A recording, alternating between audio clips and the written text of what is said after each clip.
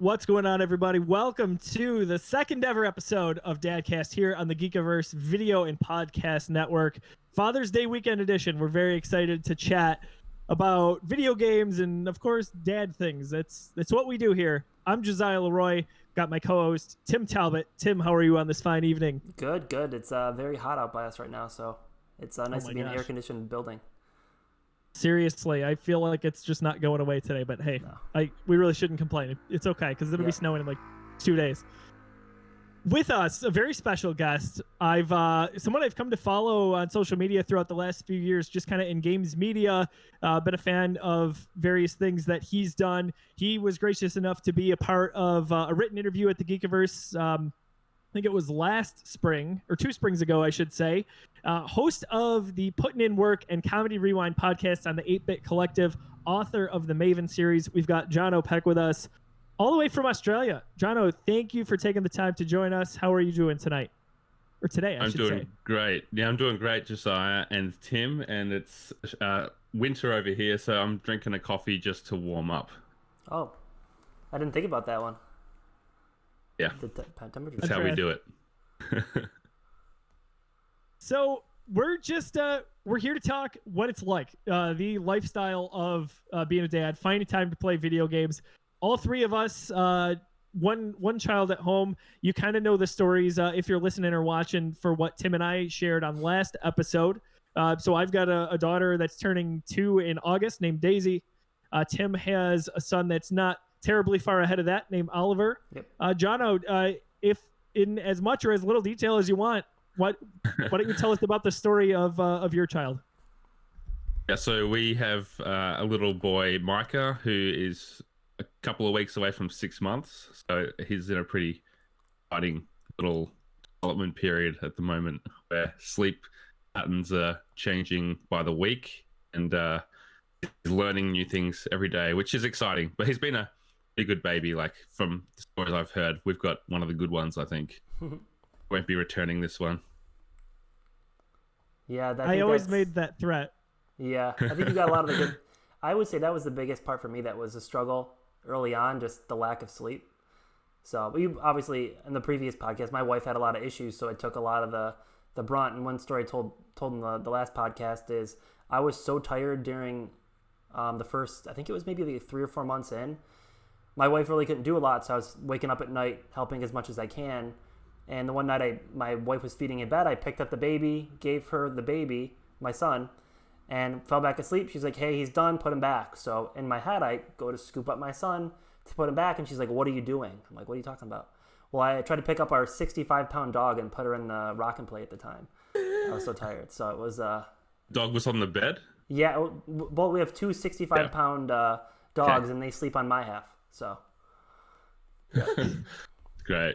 You're a hero for doing that. I appreciate it. We fortunately have, everyone's feeling healthy and well, and my wife's done an amazing job. But we've also got a baby that started sleeping through the night in the early months as well. So it's only really been the last couple of weeks that he's realized, I don't have to sleep. I can wake up multiple times. Challenge you.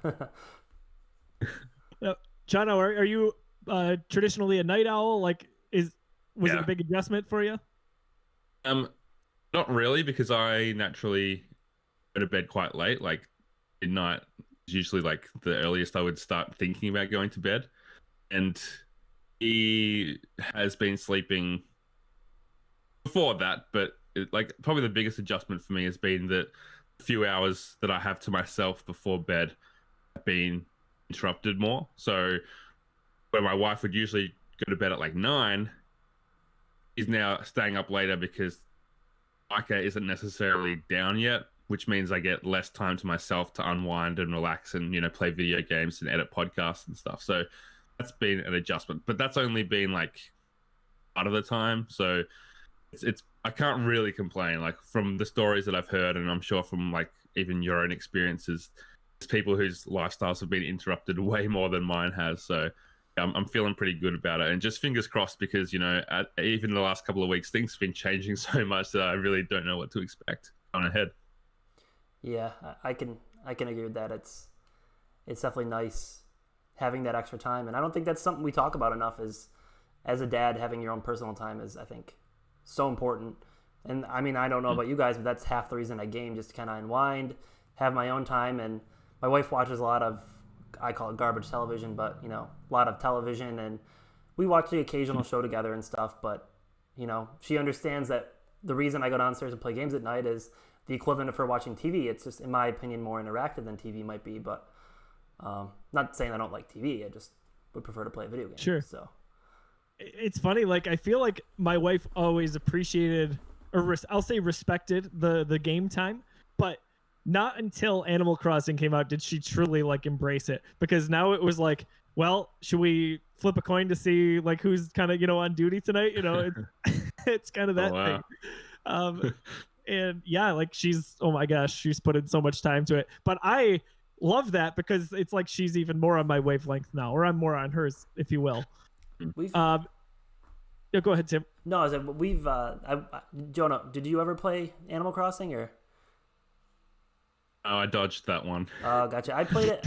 I probably played it for the first 2 weeks, but could not get my wife into it. I'll get my wife to play like Mario, and there's this game called Overcooked that she loves. So that's a stress test right there. But I was actually playing The Last of Us up to the last few days, and a couple nights ago, Micah went to bed. It was probably like 9 o'clock, and I was thinking, oh yeah, I will go to bed soon. I'll get back into The Last of Us again, because, you know, every minute not playing it is like, come on. Yeah. Then Hannah was like, oh, should we play Sheffy, which is what she calls Overcooked. So okay, so I like, you know, started that application, Overcooked 2. It's like, you want to suspend or close The Last of Us Part 2, and I was just like, ugh, this feels so wrong, like playing a different game at this point in history. Like it just shouldn't happen, but it was good fun, and it was good. Like, she doesn't play many games with me, but it was great to kind of have that time together, even though it's like, you know, stress test to the max to play Overcooked. It's like parenting, except even harder. Yeah, once the kitchen's on fire, everything kind of goes downhill. Yeah. Oh, I love that she calls it Sheffy. I think that's so awesome. Yeah. Oh my gosh. I tweeted it out that she calls it Sheffy, and I think the developers, that's probably a better name for it. Sheffy 2. Oh, that's so much fun. I adore that game. I always say I'm going to get back into it, but then I feel like it's just going to be a roller coaster downhill for me, because I will sink all my time into it, and it's tough with so many games out nowadays. But that is kind of a good segue. Last of Us Part 2 just came out for us within the last 24 hours. And I know I'm maybe only about 3.5 hours into it. I haven't sunk too much time in. Tim, you had an awesome stream yesterday, which raised a lot of money for the local children's hospital here. Yeah. If you want to speak to that real quick. So yeah, so I stream on Twitch for Extra Life just for fun. And any money I raise through donations and stuff like that, I just donate directly to our local children's hospital through there. And my idea is, hey, you know what? We'll give away The Last of Us Part 2 and make a little event out of it. And thinking I'd raise like $100, $200, I ended up raising $600, which is crazy. So, but yeah, I think that was my longest stream I've ever done. I think it was 10 hours. So I almost kept going. Yeah. Honestly, and thank you to everyone who contributed there. Yeah. That Oshai Children's Hospital means a lot to us, especially in the Western New York area. So that you did some good work by donating there and tuning in to watch Tim play. Yeah. Thanks again. Early impressions of the game. What, Jono? How far are you into it? I'm actually about 22 hours in. I've been putting in a lot of work and got it 2 nights early because a review copy for 8-bit. We'll be doing like a spoiler cast on the Hungry Gamers and be some other video content. But I love it.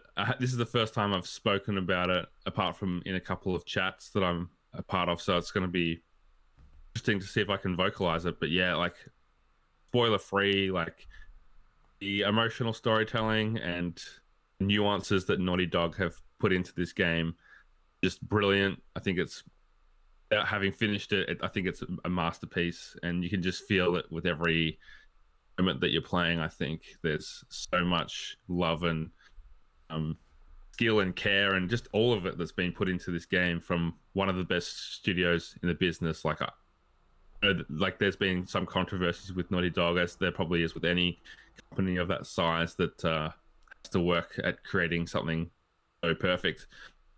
I won't hear a bad word said about the product that they end up with, because I can't get enough of it. I wish I was playing it right now. Yeah. Yeah. Tim, you're enjoying it as well. Yeah, I'm similar way as you. I think it's up there with some of the... Number one, the game's gorgeous. Absolutely. Jono, are you playing it on a PS4 Pro or a regular PS4? Just a regular. I have didn't never know there was a upgraded, but even on the regular, it looks so good. Yeah. Yeah, I have the Pro. I didn't know there was a difference, and then Mike Newton actually popped in when I was streaming yesterday. He's like, "Oh, you're playing on a Pro? It looks different." But the game itself, I mean, they did a phenomenal job. Just the way Joel looks, Ellie looks amazing, and then just the game itself. I know at the very beginning, you kind of get to see the scenery a lot, and it's just beautiful. And I think my favorite part about the way they did The Last of Us and The Last of Us Part 2 is how real it feels sometimes. You know, I kind of give the example in the first one when you're in a post-apocalyptic world, and then you hit an event where there's drafts, you know, and it just kind of throws in that sense of reality that you don't normally get. And I think that's something they really did an amazing job with on the second one, is just the little nuances of reality between the relationships that are building, the environment kind of showing you like, hey, the world's ending, but, you know, there's still hope. And that's kind of what I loved about what I've played. And I really like how dark it is, and the gameplay itself feels amazing. I'm loving it. So, my only downside, only complaint, I wish Ellie moved a little faster. Okay. So. I've noticed that sometimes it kind of chugs along. Yeah. And sometimes I'm thinking, is it because she's hurt in the game and it's supposed to be? But yeah, it's hard to tell. But you're right. Like the realism of it and like the groundedness is so on point. And there's long stretches of time where you don't encounter any, clickers, zombies, runners, whatever. And have to kind of remember, oh yeah, this is a world where there could be like a zombie around the corner. Like, and I just think get wrapped up in the problems of this community or the problems of these people. And sometimes it's personal issues, sometimes it's like issues about their environment, but it doesn't really even need all the clickers and stuff for that to make it an interesting or tense game. There's so much emotion and weight coming out of just the story and the circumstances that it's riveting. And even like the collectibles and reading the different notes and finding out what happened here, I know that's been something that's been in previous games, but I feel like there's characters in these notes that are developed so much more, and it paints so much more of a picture of what has happened, whether it's at the start or recently since the outbreak. And they didn't really have that in the first one, apart from that little section with Ish in the sewers. You might remember that section. So I think that they've really learnt a lot from 7 years, the first game, from Uncharted 4 as well. Some of the nuances, like even like the mechanics with having the journal as a collectible and more of the optional conversations, and just little things that kind of add a little bit more flavor and interactivity and environmental storytelling. So yeah, I'm loving that experience so far. Where are you up to, Josiah, and what's been your thoughts? I'm just about 3.5 hours in, and I gotta say early on, of course I'm very much enjoying it. I love that you kind of nailed it. Like, in what they've learned in the 7 years. First of all, it's crazy to think that it was 7 years ago that we got the first game. Like, oh my goodness. If I knew when that game came out I was going to have to wait 7 years, I would have been really upset, I think. But anyway, now we have it and it's awesome. But they learned a lot. I'm happy that they took their time. I'm happy that they didn't really skimp on any detail. It felt like there was no rush. And it's just very carefully detailed and crafted. Even the Uncharted 4 influence, like, that is clear to me, though this is very clearly a Last of Us game. Like, it's not like those, games are kind of blending by any means. It's amazing to see all of it. The environments, as Tim brought up, like the snow early on was absolutely fantastic. And this is not really spoilery if folks are worried about this, but seeing all of the kind of undead swarm like we hadn't really seen in the past game, it just speaks to kind of the life of how far the engine has come, and whether you're playing on a PS4 or PS4 Pro. And by the way, I am just playing on the regular PS4, and I think it looks amazing. So I can only imagine what the Pro would look like. But I love the moments anytime that we get a cutscene. I think it is atmospheric. The dialogue between the characters to my where I've gotten in the story so far has been really, really impressive. And I can only imagine where it goes as I get to where you guys respectively are in your adventure for it.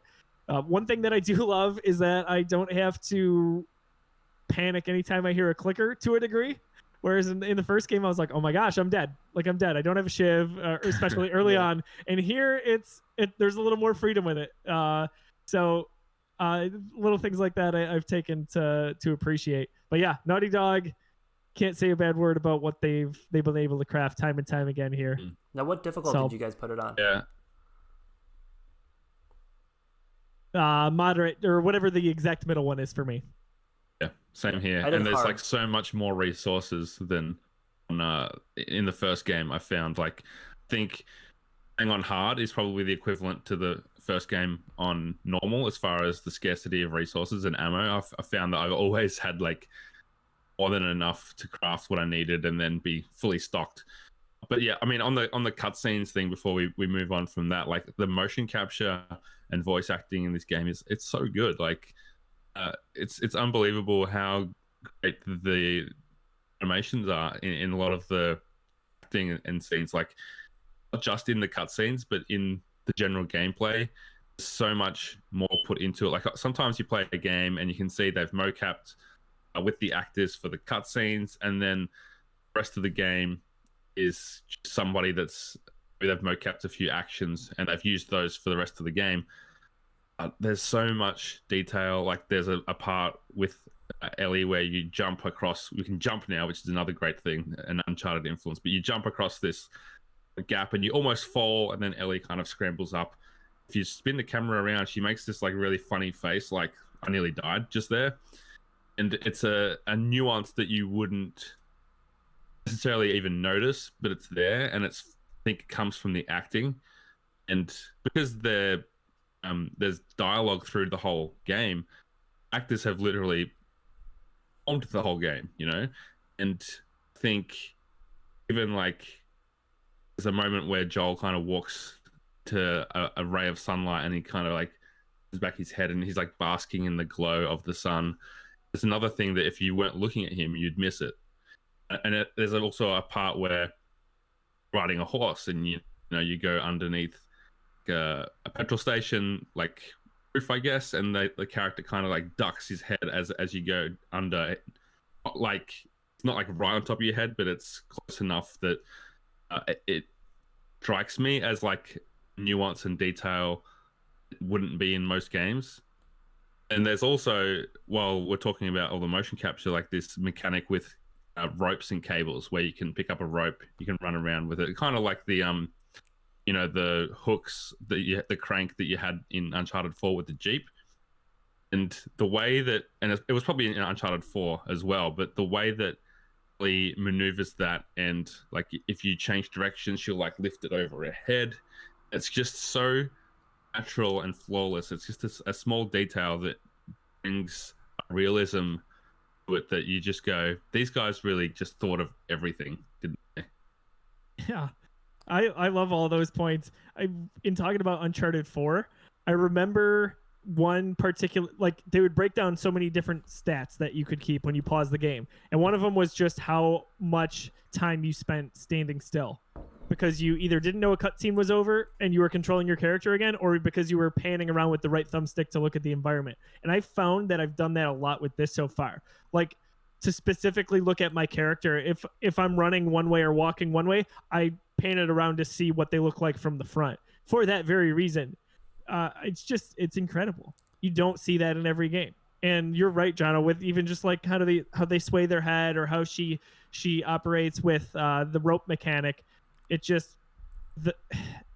I don't know. I'm very thankful for it. It's like a high degree of quality. What's more to that point is that there are almost no load times in this. And that kind of blows my mind that a game like this late in the generation, that's this heavy and that big of a download, right? It's 100 gigabytes is kind of crazy. Like to think that like if you die, your character's back in like 4 seconds. That's great. Or if you are going from a cutscene to gameplay to a cutscene, there's really no load screen, and not a lot of games even to this day operate like that. And that's Naughty Dog. That's it. Yeah, I think they've done a great job where, like, in the first game, you remember there was a lot of sections where it was like, boost me up to this spot, or like, we're gonna crawl through this tight space. It's just like a way to slow down the player so that they can load the next area. It happens so much that it kind of becomes like annoying. Even like it just becomes obvious that they're doing something like that. Whereas in this game, there are those moments, but there's so few that they really have found a way to maximize what the PS4 can do, like what the base PS4 can do. I know, like The Last of Us remaster that came out on PS4 was 60 frames a second, and I've just been talking to my friend Jared, who's pointed out this game's only 30 frames. I was like, well, why would they cut it back? Like, that seems like a step backwards. I'm guessing it's so that they can implement all of this, processing and stuff in the background, and just every ounce of like power out of the PS4 make it perform so well. And you're right, like it just works. Like it just the load reloads after death, or if you just go, crap, I got spotted, I'm gonna restart from the latest checkpoint. Basically instant. It's like playing Tony Hawk, and you stuff up a trick, so you like restart. There's no load time, and the only time you'll actually have to wait for a load is if you literally go load game and go to a different save file from a different area. And that takes quite a while. Yeah. I mean, it seems like quite a while because you're used to this quick speed, but it's fantastic. I mean, the gameplay, I don't know if we're going through like each section of the game, but I feel like one of the knocks against the first game was gameplay's not that good, or it's like combat's not that fun, or whatever. I feel like they've tightened it up, or they've made it more free flowing, or something like that, where it just feels a lot better. You feel more powerful. Maybe it's intentional because you're playing a younger, more athletic character, and there's more access to weapons than there was in the first game. Whatever it is, there's definitely, I feel like, more variety in the way that you can approach combat scenarios, and I certainly feel a lot more empowered when I'm in a group where I have like 8 or 10 guys to take out, that I can do it and not really have to too carefully plan ahead to get through it. And maybe it's the difficulty I'm playing on too, but how have you guys found the gameplay side of it compared to the first one? I'm very similar on you. I think it's very rewarding style gameplay. I think. Now, how do you play, Jono? Do you play stealthy? Do you play like, if you get one, you just kind of start taking them out? Yeah, I usually try and do stealth until I've taken out a few, and then if I get spotted, then I can handle it. Or it's great that you can actually run away and break into stealth, which wasn't there in. I don't think that was there in Uncharted 4. I think Uncharted 4 was one of the first games of the Uncharted series where stealth was even a real option. I'm struggling to remember now, but yeah, they've definitely. Yeah. Anyway, they've definitely made some more nuance into the kind of stealth mechanics, and I think that's really cool. And like the grass, being able to hide in grass and take people out, and craft a silencer for your gun, and have that extra option as a stealth weapon. So I think it's just more variability in your enemies as well. Having like guard dogs makes it, like, first of all, offer to end your attack when there's something that can find you when they can't see you, but it also adds an emotional weight of like, do I really want to kill this dog? I struggled. I guess I have to, because it's going to rip my throat out. Yeah, I struggled. I when I first got to the part, I was like, can I do this without hurting a dog? And I mean, I don't know if you can or you can't. I don't know, but it did not work out in my favor. So, but yeah, I agree. I think so. You kind of made the point of the facial, like the point you made where she's jumping. So one thing I didn't realize, like maybe I was like 3 hours in, actually looking at her face when she stealth kills. Have you done that? Have you turned? It's like realistic, and that to me was like, it was. They do a I've noticed that they kind of slip the animation off screen slightly to mask the brutality of the knife or whatever it is going across the throat. But yeah, it's so brutal. Yes, and like that was one of the things that stood out about Last of Us was, I guess, every kill felt heavy. Opposed to an Uncharted where you kill literally like 1,000 enemies and kind of just shrug it off.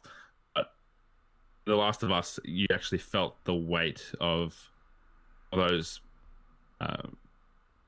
enemy kills, even if they were just bug number 4 or whatever it is, because they're making gurgling noises, they're calling each other by, like in this game especially, they're calling each other by name. They're like Adam or whatever when someone goes down. So I think they've doubled down on that element of it, and it feels like there's a weight to it. And even in some of the stories, in some of the story stuff, there's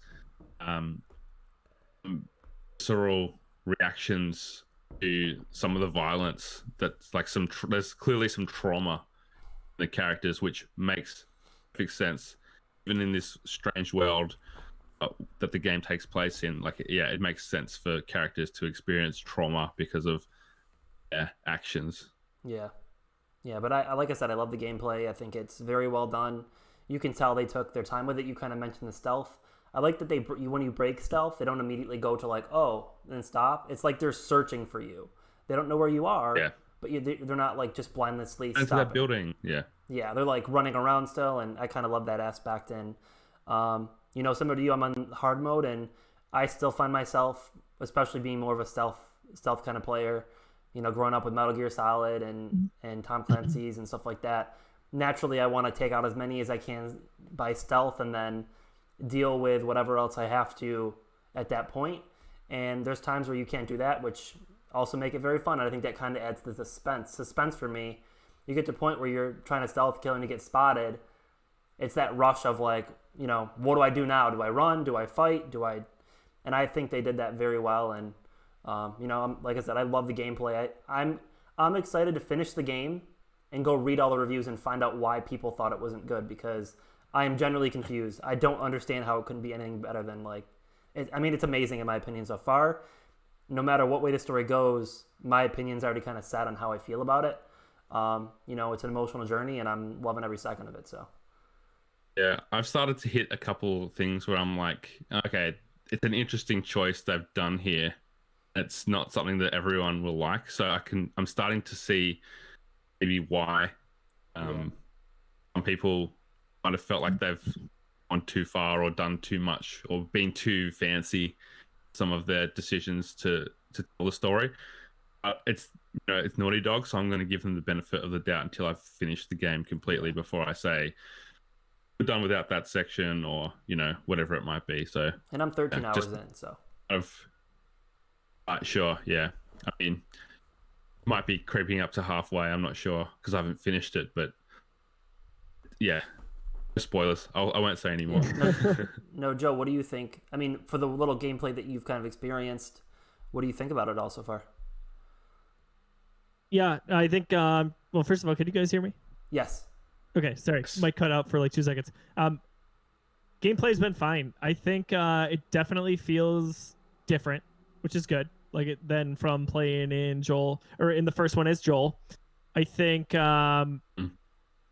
I don't know if I'm just too early in the game, but it feels like it's easier to upgrade certain things, which is okay by me because I'm really here for the story more than anything, even the gameplay and the world. And what I did when I replayed Last of Us on PS4 earlier this year, I scrounged everything. Like I left no stone unturned, and that's not typically how I play a game. I usually just want to jump right through the story, get into the action, and get to my ending. But with this one, I've been trying to like savor every place. Like when early in the game, Dean is telling you, "Hey, we may want to stock up on weapons here." Okay, fine. I'm going to fill out that map a little bit and walk around and go into every little building, and that's kind of what I've been doing. And I find that the world, it definitely feels like it's in that world and then in the same setting as the first one, but it's still different. Like it's years later. It's a new part of the U.S. We're obviously running into new characters, so it's a nice continuation in summary from part one, but it still has its own unique identity, I think. So it's it was worth the wait. In short, that was I don't remember. Was the first one is open?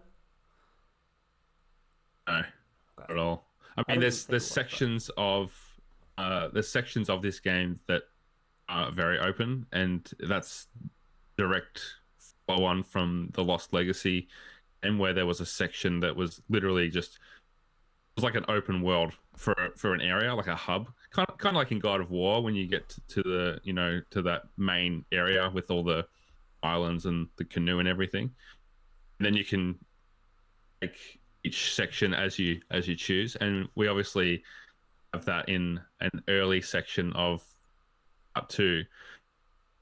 That was definitely, I can see that being an idea they played with in Lost Legacy. Then for the most part it's a linear game where there's a building on that side of the street, there's a building on that side of the street, and maybe there's a safe over there, maybe there's some resources and notes over there. Because of that, it feels more open, even though there is a direct path. I've often made multiple ways to get through to an area. Before it might have been you have to climb over, but now it's you can climb over, or if you go a different way, you can find there's like a hole in the ground you can crawl under. I think if that's made it feel a lot more natural, that kind of exploration. Except if you're playing the way I am, and trying to go down every single path and not wanting to miss any collectibles, it's like just backtracking a lot, and that's how I am. Being like, oh, do I go down there or do I go down there? Hopefully that's the way that they want me to go, so I'm going to go this way. And then you go, crap, that was the way that pushes the story forward, and now I can't get back to there. I'm going to have to play the whole game over again. I'm the exact same way. I told Joe between the last time we did this, I finally played through Star Wars Fallen Order. And same way, I'm the same way as you. It's a phenomenal game. I 100%ed it just because I thought it was so amazing. And I think if the game was any more open, Last of Us Part 2, I think I would be in trouble because I don't want to go too far and be like, oh, I missed this. So Seattle's been fun. It's a tough thing because it's tough because there's story as like the impetus to keep going. It's like, okay, got to push the story forward. Can't get too caught up in looking for like ammo and stuff. Then as you do that, you're finding notes and things that add to the story. So it's a balance of like, am I stalling this important mission too much? When I should be, I'm meant to be looking for this guy, so I should be doing that. But then also the story's getting breadcrumbed to you along the way. So I think they've done a pretty good job of catering to whatever style of play people want. I think you could finish the game in literally half the amount of time that it's probably taking people like us if you just the essential resources and fill up your ammo and took off and didn't looking for maybe there's a vault here or maybe there's a collectible that I don't know about. If you're playing that way, the game is probably going to be twice as long. Right. I saw on IGN, they had kind of like a small roundtable article. Their quickest playthrough was 23 hours, I believe, and their longest one was about 45. Oh man, I'm done for.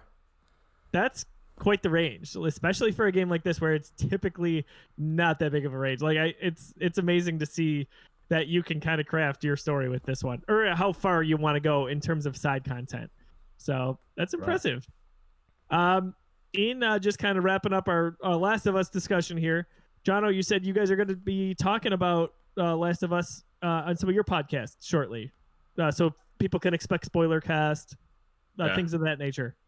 Yeah, definitely. So The Hungry Gamers is the flagship podcast of 8-Bit, and we are going to do a full spoiler cast, me and Brendan White, and that's going to start with, similar to this discussion, some non-spoilery talk for people that haven't progressed that far, and we'll break down everything, all the twists and turns, and who died, who survived, who made me laugh, who made me cry. There's definitely going to be some of that in there too. So yeah, I can't wait to talk about it, because we've all got friends playing it and we're all at different points in the game, so it'll just be good to finally just comment out my full perspective on this masterpiece. And that should be, not by probably a week from when this releases. I'm guessing it should be definitely out by then. Otherwise, 8-bit channel is probably going to have a video that I've put together. I'm recording some of the most brutal combat moments and kills and that kind of thing while I play, so I can put together just a little mashup of what the game has to offer. It might be too much for some people to tolerate, actually, but we'll see how it goes when I'm editing. Oh, that's all of that sounds awesome, man. I'm so happy to hear you guys are covering it to that level, and we're in the same boat. Like, there's probably 4 or 5 of us at the Geekiverse who are at different stages of it, and we all have like kind of talked here and there and like tiptoed and been like, hey, where are you? When do you think you're gonna finish it? When can we record our spoiler cast? Things like that. So it's fun. It's an event though, right? It's a pop culture event for us. Yeah. We've all hit on the calendar for a while. Jono, in terms of being an author, doing what you do for podcasting and video production, and then just finding time for yourself to play games, watch TV, movies, you name it. How do you find that balance in being a dad nowadays? Like, what kind of an adjustment has that been overall? Because I feel like you kind of got to pick and choose which activities kind of fall by the wayside. Yeah, definitely. I always said, like, if something has to give, it'll probably be podcasting, because it's kind of the optional thing. Like, I can't just stop playing games. But I've fortunately not really had to change too much of my life since becoming a dad. I still get that time. When people are sleeping and the house is mine, I still have that to myself. It's a lot harder when you have something like The Last of Us 2 come out and you just want to literally binge it and like play for 8 hours. But even just getting married is the kind of thing that can kind of interrupt that a good way. Being married is, and having less time for games is better than being alone and having like all day to play games, in my opinion. Agreed. But yeah, I think it's just really is finding ways to be efficient with your time, and it might mean cutting back on certain things. Like, as you mentioned, like, I've written 2 books in my free time over the past 4 years, I guess, and that's not happening anymore. I am working on a video game called Trigger Witch, but it's much less taxing and grueling in terms of my time, and it's more of a fun thing to do. So that is, it doesn't really compare to the pressure of, okay, I want to get this book finished. So that's kind of opened up time, and then I guess, yeah, it is, for me, being a night owl, just a natural period where I can do what I want with my time. And I think for other people, just important to have time to yourself. And we're talking as 3 dads. I think it's just as important for mums to do it as well. And it's so much harder because, obviously, whether it's feeding or whatever it might be, a lot of mums feel like attached, and they can't just, tend for a couple of hours that they aren't a parent. Like, they have to be in mum mode constantly. And so I think it's important to give our partners that kind of space to have their own time, whether it's to go out and do some shopping, or to, if they like playing games or watching TV, giving them the freedom to do that, and looking after our kids for that time. But for me, I've been blessed to have like a really supportive wife who understands my hobbies and understands how important it is to unwind. So I think a big part of it is communication. Saying like The Last of Us 2 is coming out. This only happens once every 7 years. I'm going to be playing it a lot. Is that okay? If you really need me, tell me and I'll help where I can. Please know that I love you. But this is gonna suck my attention for a bit. It's give and take, right? It's communication is key. You're so right on that. I'm happy to hear you've had a good experience with it. And it's funny, like Tim and I only kind of sort of met a few months ago. We were in a gaming group in Buffalo on Facebook, and we got to talking, and we both realized we were at relatively similar stages in terms of interests and just being relatively new dads. And we're like, we should start a podcast about this, and here we are. And it's Cool. been fun to kind of talk about just what day to day looks like and things of that nature. So the rest of the year there's a lot going on in the world of gaming. There's a lot of, we got Cyberpunk coming out still. Avengers is coming out. We've got brand new Xboxes and PlayStations on the way. What are you most excited for, if you could maybe pin one towards the top there?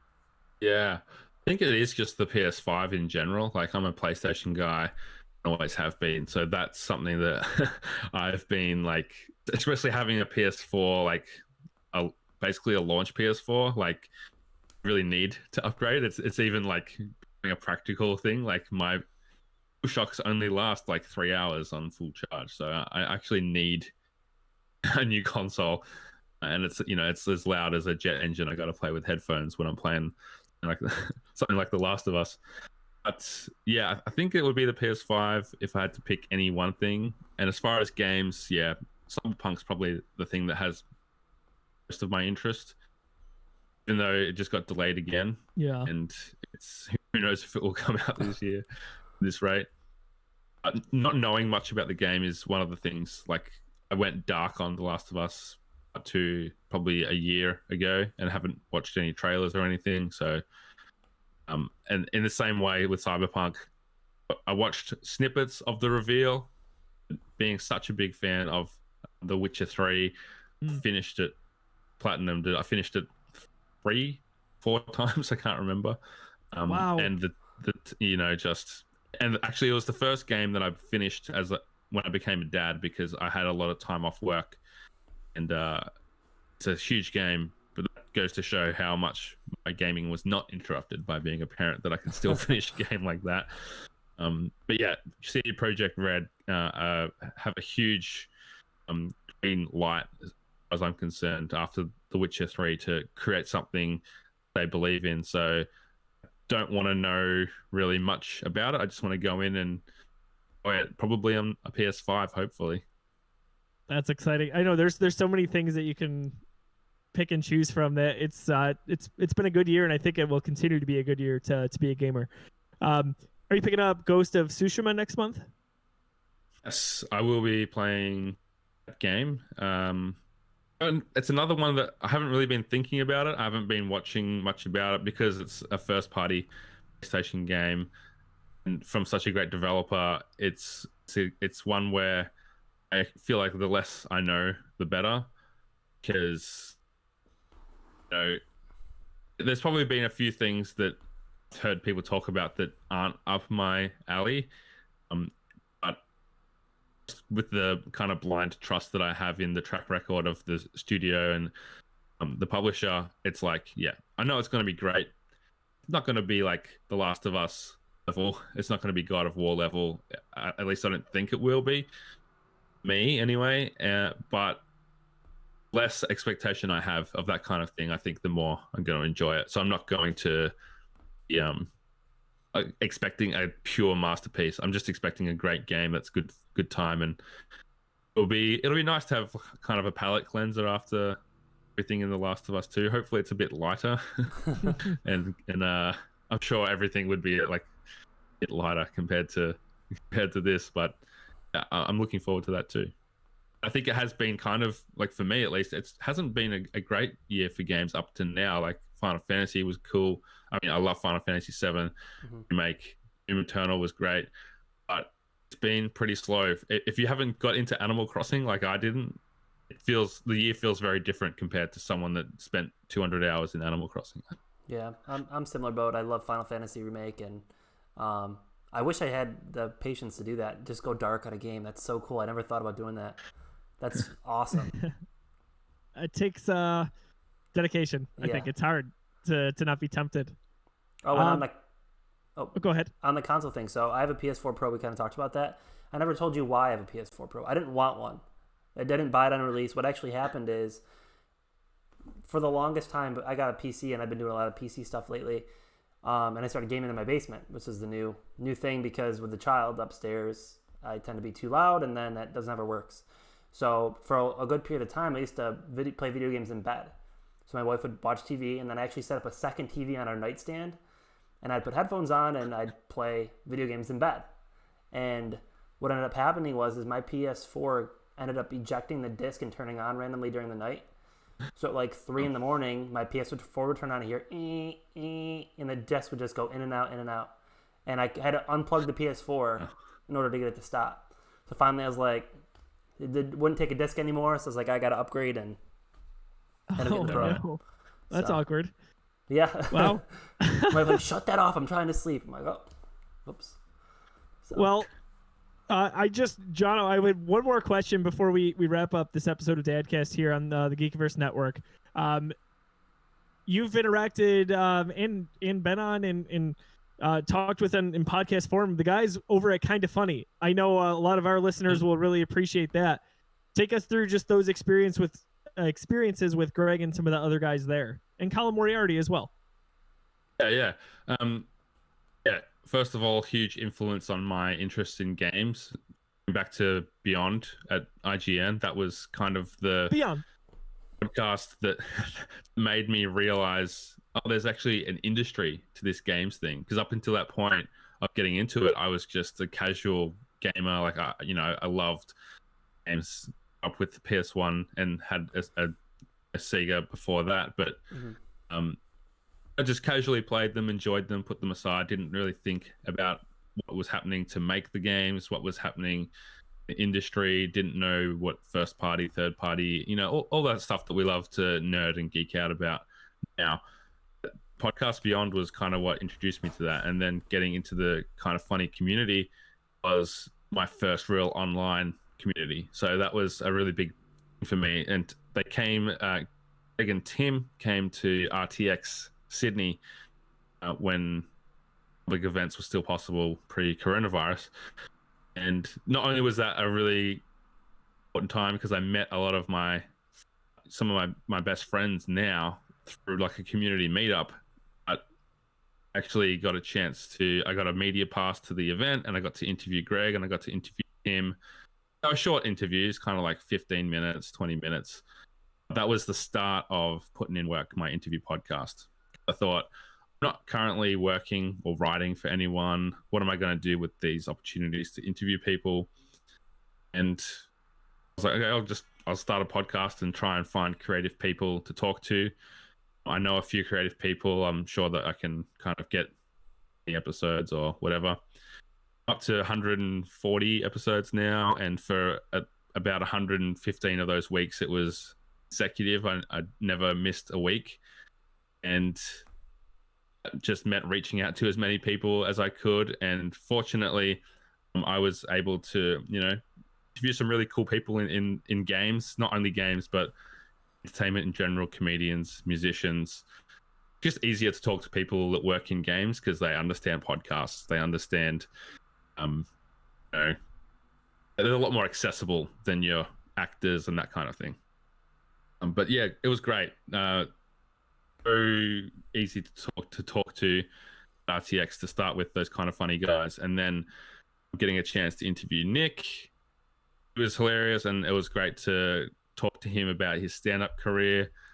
And Colin has been a really big supporter of mine over the past couple of years. We've been on each other's podcasts, and he's been a big supporter of my writing with some shout outs when he was at Kind of Funny to help kind of a few copies, and then he's written a foreword for my second book, the Maven Effect. So yeah, I find that those community especially, but those 4 or 5 guys, if you include, I've had Andy Cortez on the podcast as well.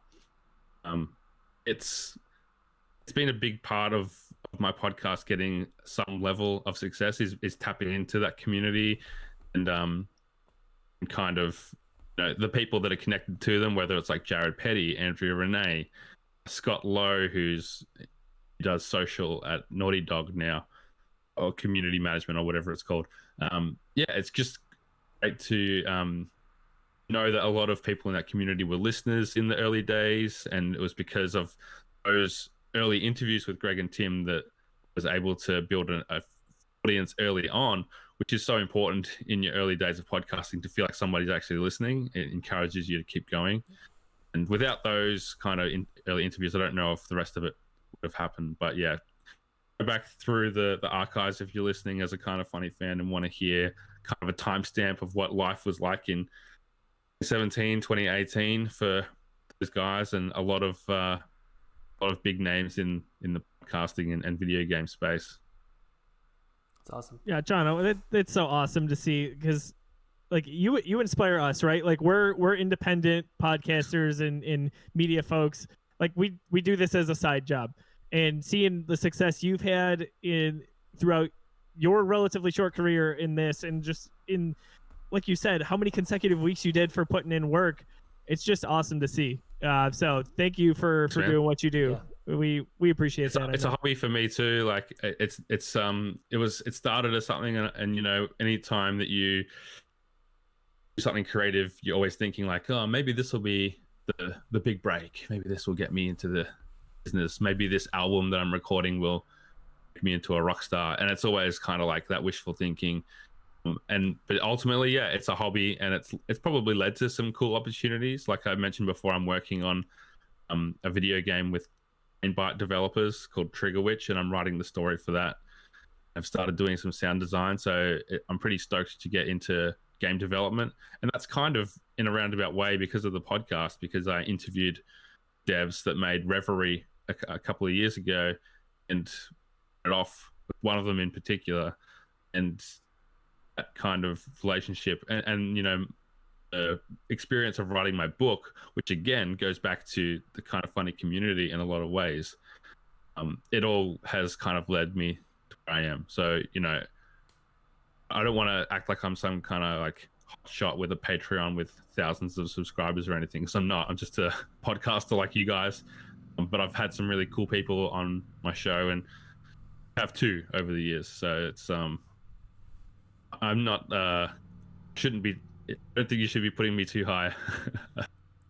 Well, you're humble, so that's appreciated as well. But honestly, all of it, there's so many good things going on for you, Jono, and like I said, we're so appreciative that you're on the show here. Yeah. We're gonna wind down this episode of DadCast, just the second episode. So as soon as we started talking about the show, we'd kind of circled you as an option here, so we're glad to make it happen. Tim, where can people find you on social media, and anything to plug for your numerous things going on with the Geekiverse? Yeah, too many. No, just kidding. So everything's Tim Tales on everything, TIMTALS, Twitter. That's probably my main source of social media. And then also Twitch. I stream occasionally, play a lot of first-person games. Sometimes I'll dive into the competitive shooter genre if I don't get too upset with it. But pretty much you can follow me. I post a lot on RPGs, big fan. So I have one last question for Jono before we get off. I always ask fellow PlayStation fanatics this question. Favorite PS1 game? PS1. It's a toss-up between Metal Gear Solid and Final Fantasy VII. Nice. Those are the only choices. My top three are Final Fantasy VII, Castlevania, and then Metal Gear Solid. Pretty close. I just played Symphony of the Night for the first time a couple of months ago. So I can see that, if I played that 20 years ago, then maybe that would have been up there too. If you ever get bored, that same developer made a game called, I always talk about the name of this game and I always forget it. And I'm going to forget it right now. So, but anyways, it just came out. A Bloodstained Ritual of the Night. Oh, right, sure. It's really good. I didn't. I've heard so many good things and it's been reviewed so well. So I'm sure the right sale will tempt me into picking it up at some point. Yep. But that's all the stuff I post about. And then, again, thank you again for coming on. I think, for me, as Joe kind of said, it's nice to, being a dad and, I work a lot of hours sometimes. It's nice to have other people and friends you can kind of chat about games. And in my opinion, I love The Last of Us Part 2. And honestly, part of that fun is talking about your experience with other people, and that's what I love. So yeah, I think it's a great idea that you have to do this podcast. A lot of guys don't talk about things like parenting and mental health and relationships and whatever, so it's really good to have a platform like this for that kind of discussion to happen. So good on you guys, and keep it up for sure. All the dads out there, we're all us gamers are getting older and settling down. Yep. But we're keeping the gaming going, so it's important. Yeah, definitely. Jono, where can people find you on social media if they are not already following you? And where can people check out 8-Bit as well as the Maven series? Sure. So if you search for me on any socials, I'm at Jono himself, Jono. 8-Bit is at We Are 8-Bit, which is ATEBIT. And the Maven series, you can find up in my name into Amazon, or probably the best place is to go to gumroad.com/Jono himself. And that's where you can get both of the books, e-format, physical. That's where you can order them if you have an interest in geek-friendly spy investigation, espionage, narrative, novel literature. I just made up a word, novel literature. It's novel like crossed with literature. I promise that I write better than I speak. Oh man, that's awesome. I'm gonna use that. That's very good.